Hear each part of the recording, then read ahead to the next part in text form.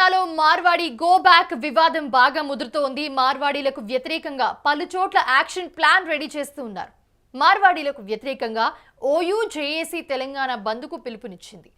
తెలంగాణ బంద్ నేపథ్యంలో అర్ధరాత్రి పృథ్వీ, శ్యామ్ను పోలీసులు అరెస్ట్ చేశారు.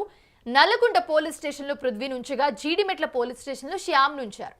హైదరాబాద్లో పలువురు నేతలను ముందస్తు అరెస్టులు చేశారు పోలీసులు.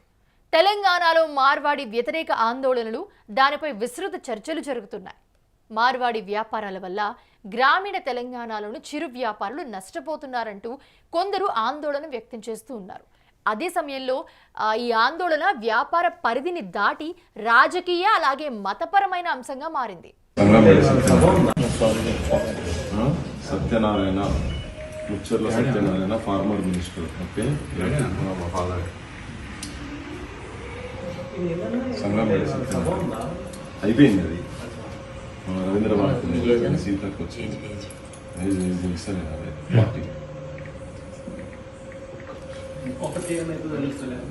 ఇప్పుడు నేనేం సపోర్ట్ అంటే ఎందుకు ఎందుకు ఈ రాత్రి పోలీస్ స్టేషన్ ఎందుకు పిలుస్తారు చెప్పండి? ఇప్పుడు ఎందుకు పిలుస్తారు? మరి నేనేమంటున్నా, నేను ఇప్పటిదాకా గోబ్యాక్ అనే కాల్ కూడా చేయలేదు ఎక్కడ. బహుశా మీరు చూసిందో లేదో నాకు తెలియదు. నేను ఇప్పటిదాకా ఎక్కడ గోబ్యాక్ కాల్ చేయలేదు. లాస్ట్ 2-3 డేస్ నుంచి ఆల్ ఛానల్స్ మాట్లాడుతున్నాము, తిరుగుతున్నాను, అన్ని తిరుగుతున్నా. ఎక్కడైనా మీ వాళ్ళకి ఎవరైనా నేను గోబ్యాక్ అనే కాల్ అనేది ఎక్కడ ఉందా?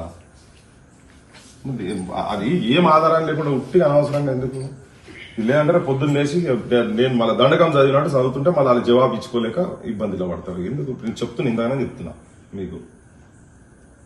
లేనితోటి ఉట్టిగా అనవసరంగా పెట్టారు. ఇప్పటికే పెట్టారు. ఇప్పటికే వాళ్ళు తాగుబోతులు 1000-2000 ఇస్తే తాగి పంటరని ఏమేమో మాటలు మాట్లాడుతారు వాళ్ళు. ఇవన్నీ కలిపి మళ్ళీ ఇదో పంచాయతీ ఎందుకు?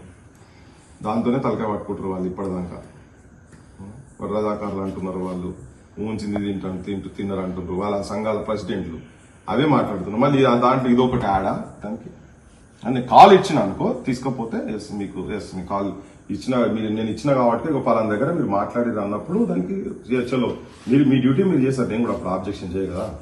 నేను ఏం దాంట్లో ఏం రోల్ లేనప్పుడు మీరు అనవసరంగా ఇప్పుడు ఈ రాత్రి నన్ను బ్రహ్మణుడు ఏంది అనేది నాకు తెలుస్తుంది. అది మీరే మాట్లాడండి, మీరు మాట్లాడండి, ప్లీజ్ మాట్లాడండి. మీ వాళ్ళు కావాలంటే కూర్చుంటారు. తెలంగాణలో మార్వాడి గో బ్యాక్ అంటూ టెన్షన్ వాతావరణం నెలకొంది. తెలంగాణ బంద్ నేపథ్యంలో అర్ధరాత్రి పృథ్వీ అలాగే శ్యామ్ ఇద్దరిని కూడా అరెస్ట్ చేశారు. ఇద్దరిని కూడా వేరువేరు పోలీస్ స్టేషన్లో పెట్టడం జరిగింది.